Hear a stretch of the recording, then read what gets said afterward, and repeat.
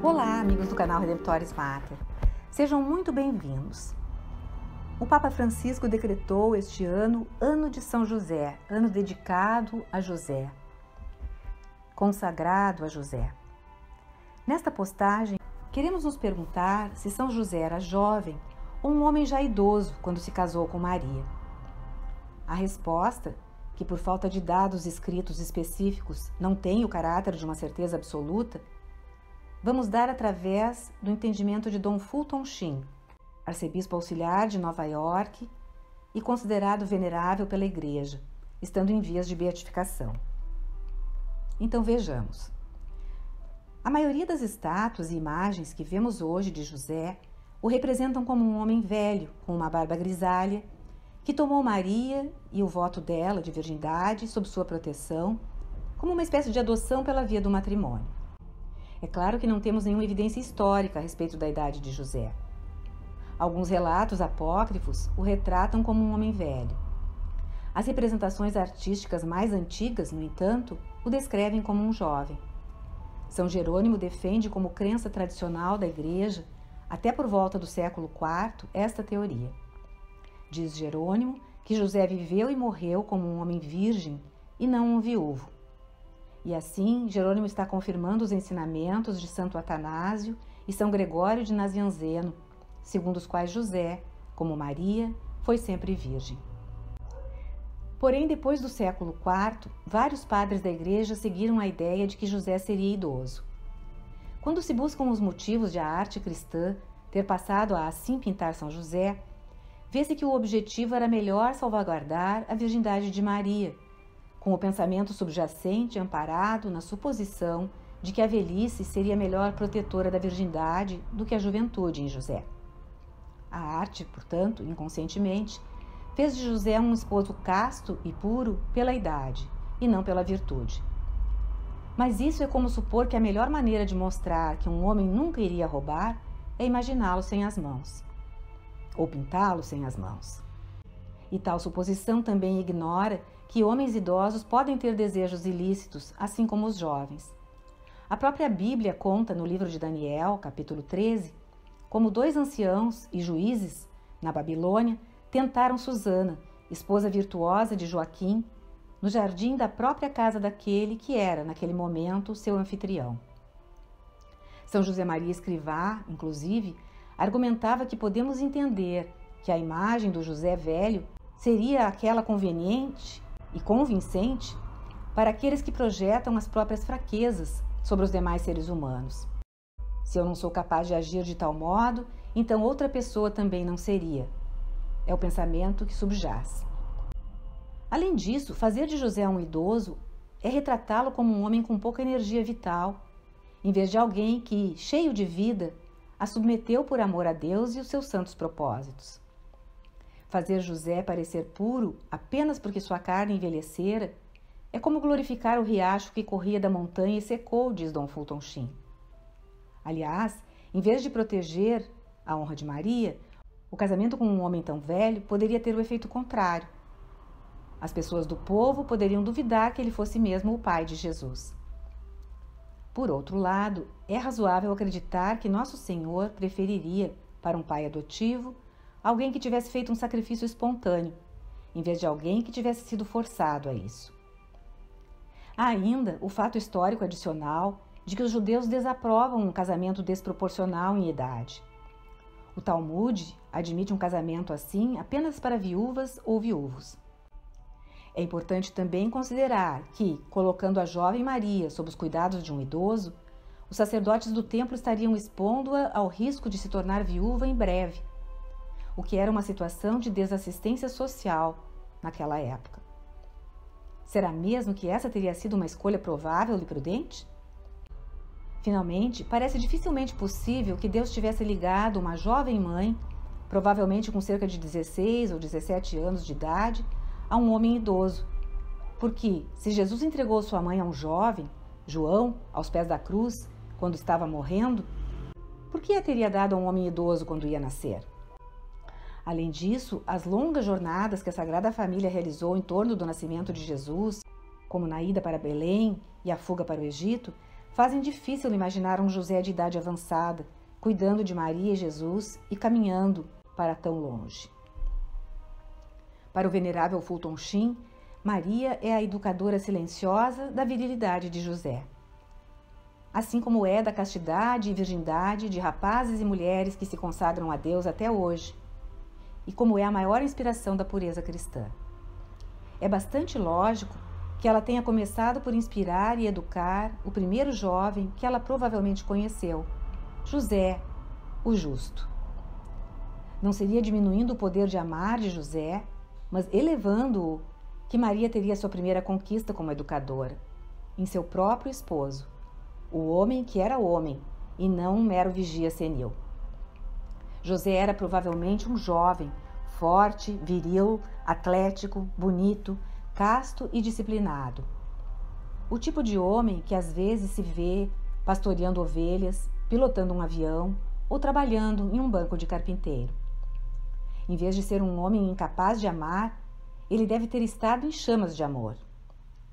Assim como daríamos pouco crédito à Mãe Santíssima se ela tivesse feito o seu voto de virgindade depois de ter sido uma solteirona por 50 anos, também não poderíamos dar muito crédito a um José que se tornou seu esposo porque era avançado em anos.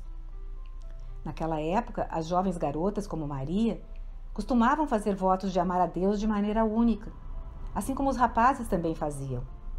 E José seria um dos mais proeminentes, a ponto de ser chamado justo.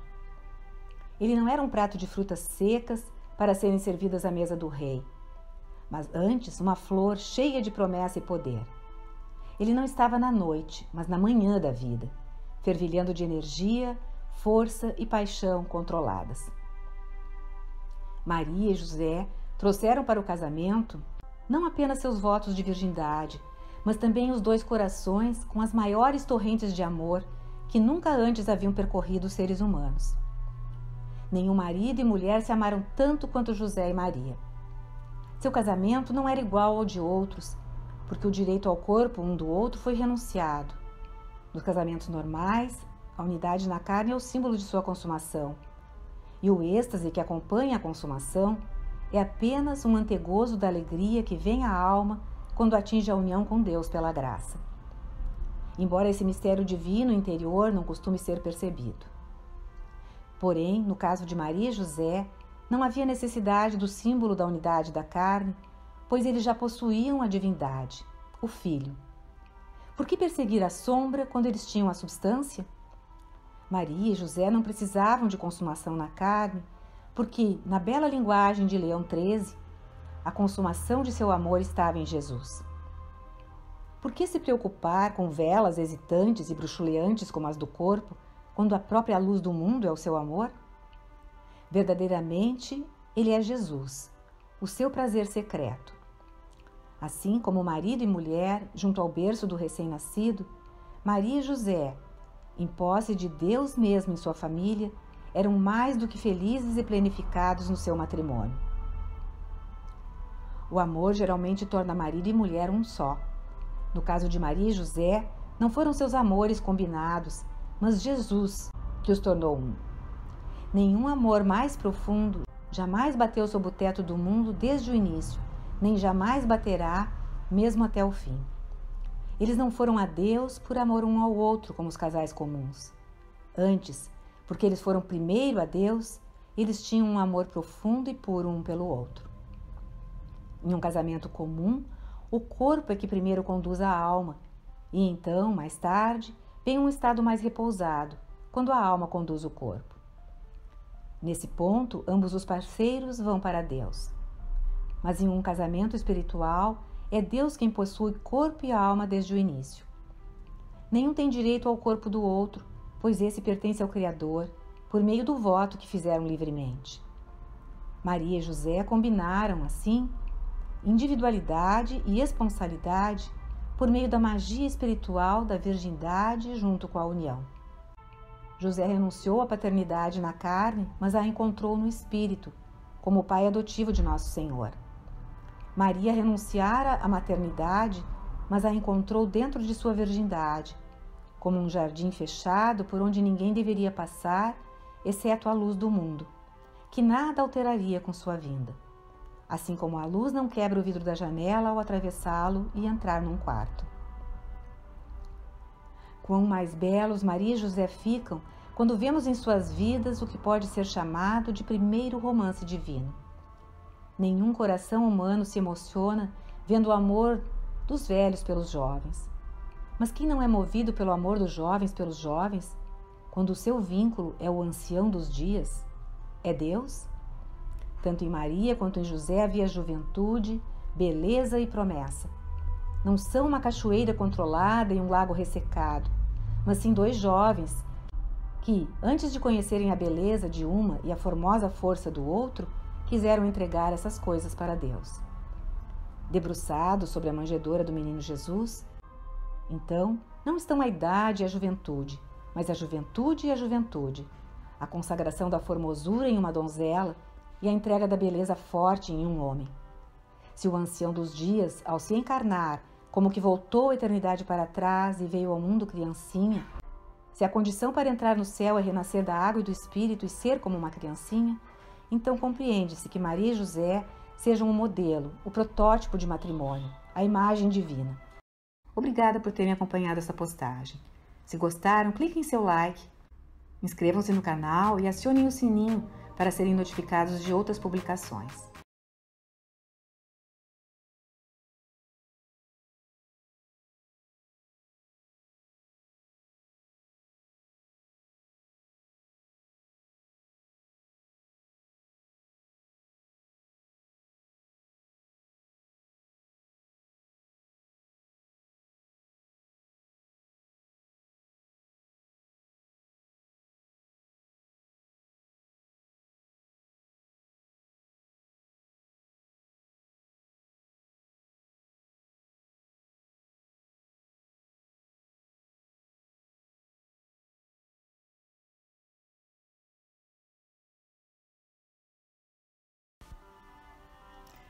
Debruçados sobre a manjedoura do menino Jesus, então, não estão a idade e a juventude, mas a juventude e a juventude, a consagração da formosura em uma donzela e a entrega da beleza forte em um homem. Se o ancião dos dias, ao se encarnar, como que voltou a eternidade para trás e veio ao mundo criancinha, se a condição para entrar no céu é renascer da água e do Espírito e ser como uma criancinha, então compreende-se que Maria e José sejam o modelo, o protótipo de matrimônio, a imagem divina do matrimônio. Aqui, Dom Fulton Sheen aproveita para realizar o seu trabalho pastoral e prossegue. Destes dois cônjuges, que amaram como nenhum casal jamais amou na terra, cada casal deve aprender que não são necessários dois para amar, mas três: o marido, a esposa e Jesus. Os casais falam do seu amor como algo... Os casais falam do seu amor como algo distinto do amor de cada um. Dizem, o nosso amor. Esse amor, fora dos dois, e que é mais do que a soma dos seus amores, e que é mais do que a soma dos seus dois amores, é o amor de Deus. Os casais devem rezar o rosário juntos todas as noites, pois sua oração comum é mais do que as orações separadas de cada um. Quando a criança vier, devem recitá-lo diante do berço, como José e Maria oraram diante do berço de Jesus. Nesta trindade terrena de criança, mãe e pai adotivo,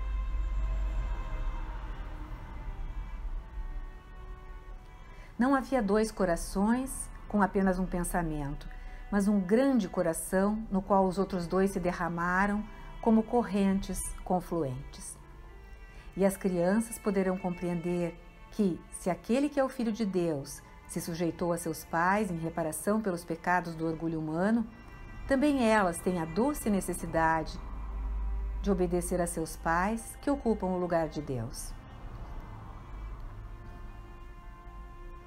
Em tudo isso, vê-se o imenso e profundo significado do casamento de José e Maria. De fato, para viver a virtude da castidade, não é preciso esperar pela velhice ou pelo termo das energias humanas. A castidade nasce do amor. E para um amor puro, Nem a robustez, nem a alegria da juventude representam qualquer obstáculo. Jovem era o coração e o corpo de São José quando contraiu matrimônio com Maria, quando soube do mistério de sua maternidade divina, quando viveu junto dela, respeitando a integridade que Deus queria oferecer ao mundo como um sinal a mais da sua vinda às criaturas. Estes são o verdadeiro amor e o sentido cristão da castidade.